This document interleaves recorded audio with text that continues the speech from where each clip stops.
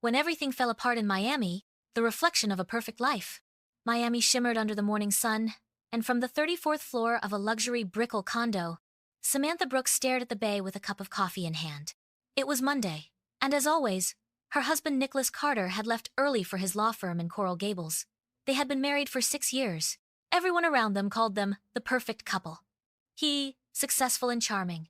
She, a talented interior designer with refined taste and exclusive clients. But deep inside, Samantha felt a subtle ache she couldn't quite name. Everything changed that day. A notification flashed on the synced iPad connected to Nicholas's phone. "I can't stop thinking about last night. I love you, Nick. Call me when she's not around." Samantha froze. Time seemed to stop. She didn't want to read more, but she did. A series of messages followed, revealing a hidden relationship that had been going on for months. A relationship with someone named Chloe. The confrontation. That night, Samantha said nothing. She cooked his favorite pasta, played soft music, and waited. Nicholas came home as usual, kissed her forehead, unbuttoned his shirt, and said, "God, what a long day." Samantha stared at him. "Was it longer than your night with Chloe?" Nicholas turned pale. In that moment, his expression said everything. "What are you talking about?" he stammered. "I read it all," she said coldly, even surprising herself. "The photos, the messages, the promises." He tried to explain, to apologize, to say it meant nothing, that it was a mistake. But Samantha stood and walked straight to the bedroom. "Tomorrow, you'll pack your things." A silent goodbye. Nicholas left 2 days later. There were no screaming matches, no dramatic scenes, just a heavy silence that filled every room. Samantha felt the city had changed. The same vibrant Miami at its beaches, its artsy cafes in Wynwood, its lights and salsa nights now felt distant. Foreign. She buried herself in work, remodeling a luxury penthouse in South Beach. But inside, she was shattered. She had loved Nicholas deeply. She had shared her life and dreams with him. And he had chosen to destroy it all with a younger woman. A bolder one. Easier one? A new face by the water. A month later, she accepted a new interior design project for a seafood restaurant in Coconut Grove. There, she met Logan Reyes, the owner. Cuban-American, tall, warm smile, and eyes that truly listened. A former chef turned entrepreneur.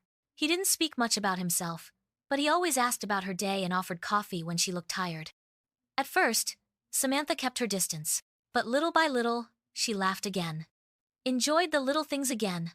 A walk by the marina, an impromptu lunch of ceviche and white wine. A sunset conversation about pain and healing. The past returns. One rainy afternoon, Samantha found Nicholas waiting outside her building, soaked, red-eyed. "I've made the biggest mistake of my life," he said. "Chloe left me. She meant nothing. I just felt disconnected.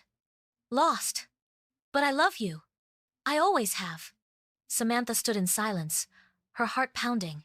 "Now that you're alone, you come crawling back to what you broke?" "It's not like that. I know I don't deserve it, but can we try again?" She looked at him. Not with hatred, with a deep, profound sadness. "I'm not the same woman you left. A choice between two worlds." That night, Logan called her. He had heard about the encounter. He didn't ask questions. He simply said, "I won't pressure you. I won't be someone's second choice. But I'm here. I've always been here." Samantha spent days in silence.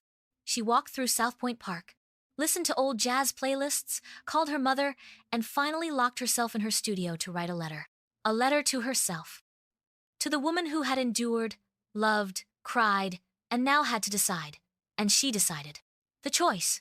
One morning, at a cafe overlooking the bay, she met with Nicholas. Hope sparkled in his eyes. "I won't drag this out," Samantha said calmly. "I loved you more than I thought I could. But I can't go back to the place where you lied to me. What we had ended when you chose another bed, over fixing what we had." Nicholas nodded. Silent tears fell down his cheeks. "I hope someday you can forgive me," he whispered. "I already did.